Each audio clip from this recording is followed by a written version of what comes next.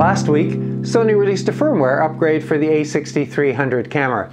I'd highly recommend that you install it as it improves the A6300's most significant shortcoming: overheating.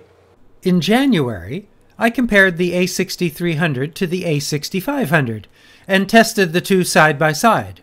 Although the overheating icon appeared at about the same time, about 22 minutes, the A6300 quit 4 minutes later, but the A6500, which has a menu setting to switch the auto-off temperature to high, kept recording for a total of about 110 minutes.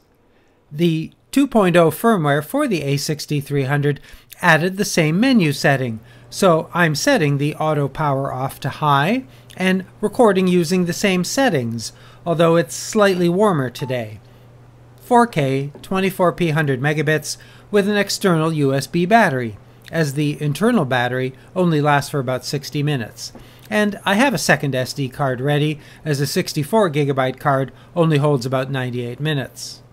The overheating icon appeared before 20 minutes was up, probably because it's a couple of degrees warmer today.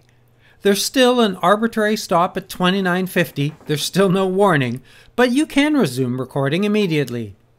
With the warning on screen, I recorded for another 2950, and then after a total of 65 minutes, it shut down.